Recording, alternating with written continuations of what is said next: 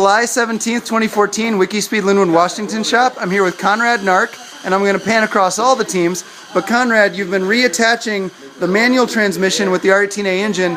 How did that go, and what tips would you give? Transmission itself, firstly we couldn't get it off in the car, so we had to pull the whole engine module. Eventually got it off. We needed the whole clutch kit, which is the clutch plate, pressure plate, flywheel, all that good stuff. Got it on. We ended up having to pull a male guide pin out so that the transmission got back on.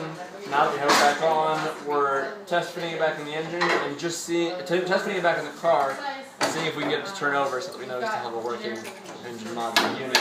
And then we will begin on the gear linkage and final wiring and all that good stuff. Perfect. Yes. For someone lowering their engine and transmission into an engine module frame, what tips would you give them? Check for clearance before. Be very cautious with your, make sure that it's got clearance. Help if you have a lift, not something that you've made out of ingenuity like we did last time. Put a piece of tape around And just be prepared to go slow. Yep. And in this case, this was car number 1, so you had wires, hard lines, going across the boundary. You cut them, but you labeled both sides, so we're able to reconnect them now, which is one of the things we're doing. Awesome. Conrad, any other tip you'd give? Anything else you'd add to this? Yeah, dude, awesome. There, and now we have the QEG team. Brad, you've put casters on this table, which is upside down right now to be a workstation. What tip would you give to someone setting up a mobile workstation to do work like this somewhere else in the world? I'd recommend that if you have a table like this, that you could put more shelves on it so you'd have temporary places for your tools and your other supplies. And that's what I'm in the process of doing now after we've got the casters on. Awesome.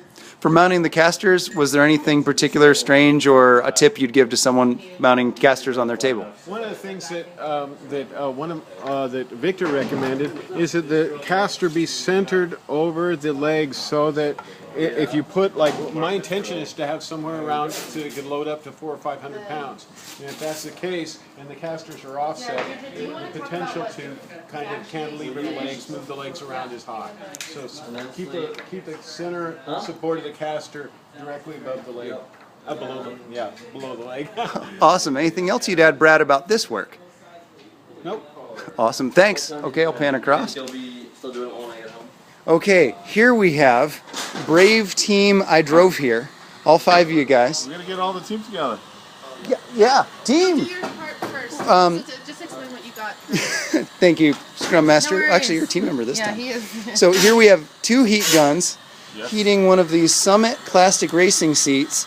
It has a ratchet strap pinching it close because although the width on the Summit website is, I think, 19 inches, which meets our narrow engine module, our interior module spec, in shipping they tend to get wider. So a ratchet strap is pinching it shut, and as it's pinched shut, you're using heat guns to warm it up so that when the ratchet straps are removed, it'll be set in its new position. What tip would you give to someone somewhere else in the world who is trying to do this? Move slow so Yeah. you don't deform the plastic. Okay. And work through the chair evenly. Oh, that And sounds work good. both the inside and the outside to make sure you move it. Those are awesome tips. Oh, We've that's done 2 of them, right? This is our second one. yeah. So we'll have them both ready. Did you want the other? Oh, and then don't take it off too early. You want it to set, so wait until it cools before you take off the mattress. You guys are brilliant. It's like pros. Okay, Rock, let's see the other work you guys have done. So this composite interior, you guys We got rid of the, measured and cut the port for the feet and the steering column to come through because you're awesome. You measured that with the feet of the different team members. What tips would you give about that and then mounting the seats in that you're doing now? So it's not necessarily exactly precise. We left a piece of tape over there. Yeah. So that if people want to refine it a little bit further, you can actually identify the lower edge and the side edge, which you could kind of shave a little bit off. Oh, smart. So we left it there just in case. I think with the seat sliders, we actually are leaving you a drill bit with a piece of tape around it, so you don't have to go off and look for the drill. And that's the drill to tap the sliders that go on the sliding seats. seat mounts, they have to fit this bit onto the seat with the big screw here, so I don't know the size with the flat head. It doesn't fit through there, so we've got the right size drill bit here. I taped it around the thing so you can read it. Go right through there and make life easier for yourself. Oh, that's awesome. Amazing. I think that was. Did we get any other? No, I think we got it all. Other than the tips that I would probably say are make sure you're safe. You did have a minor injury. Right there, painted Oh, summer injury. no. Wear gloves. Wear gloves. Protective. Sleeves are good. For cutting composite, wear sleeves. Oh, so temporary, if you don't have sleeves, getting plastic bags and wrapping it with masking tape turned into really good sleeves. Oh, no way. You guys are genius problem solvers. That's scrum. So, Master. product owner, would you go through the stories? Would you read out loud the ones that you got done today as a team? So we measured the pedal count for a new interior module, which I think you mentioned. Yep, And then there we it cut is. out the interior module, and we used full carbon cutting safety precautions, a vacuum, Yes. and we had dust masks, gloves, and goggles. And then we also put sliders on one of the stairs, you might be able to see here. And we're working on the second one. Awesome. Yeah. Well, you verified it. Yeah. And then these ratchet straps were something new for me. Oh, It's yeah. very exciting to learn about the ratchet straps and how. With a resident ratchet strap expert. Very good. And that's where we are. I think we're gonna probably wrap it up here soon. We left instructions for what the next steps are. You guys are awesome. Okay, I'm going to check with team half full. Our product owner is Alex, and let's take a look. Oh, you're even putting it away. Ryan, you're awesome. Hey, Alex. How do you get it up or down? How did you get it down? I use the step stool there. Oh, well, there you go. There's Ryan and Phil from Team Half Full. Alex, our product owner. They assembled this new saw matching our previous saw and then started cutting. Actually, it looks like they finished. 1 1/4 inch tube, which makes our steering column mount, part of our dashboard, and 2 7-inch tubes that make the remainder of our steering column mount, and then a 20-inch 2x2 tube, and then 2 5-inch 2x2 tubes. Here they are. 7-inch, 7-inch, 5-inch, 5-inch, 20-inch, and 46-inch.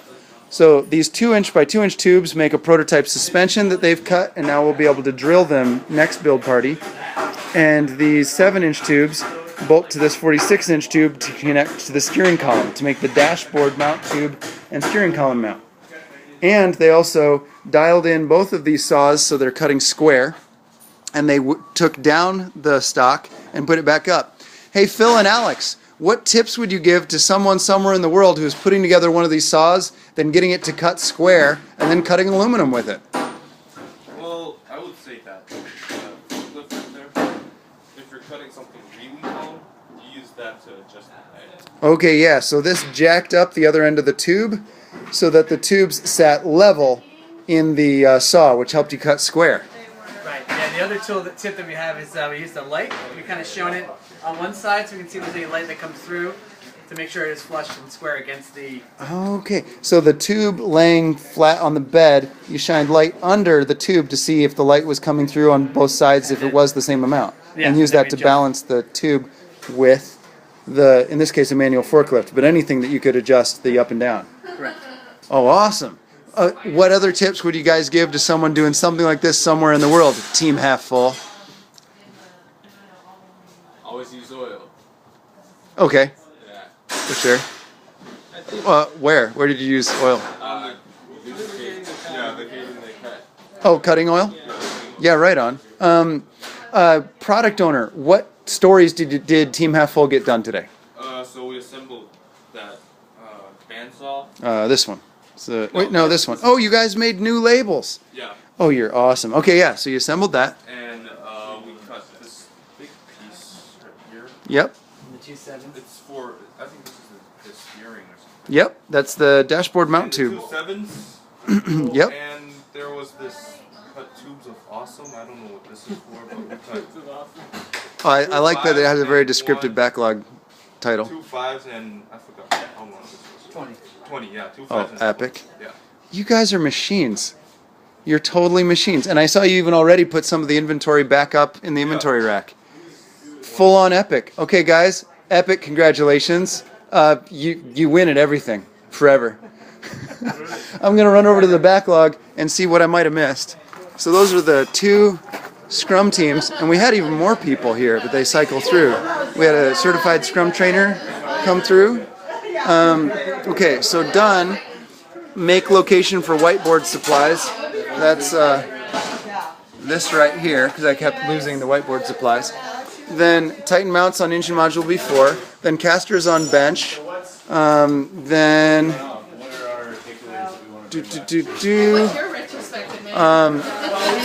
using short pieces of scrap, adjust the bandsaw cut square after building the bandsaw.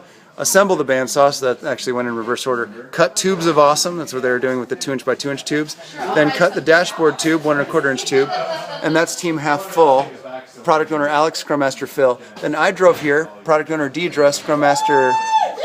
Yeah, you guys are awesome. Kenny. Measured the pedal for the new interior module. Cut the carbon fiber using proper carbon safety precautions.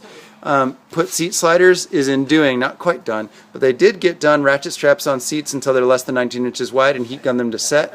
And the next thing would be, Yeah, you need send a. this. So this is the quote of the day. I don't need to cut anything but give me fire so I can burn it down. You guys totally have defined the zeitgeist of the build party for sure. Oh, you guys are so full of epic. Folks, you're awesome. Thanks for tonight.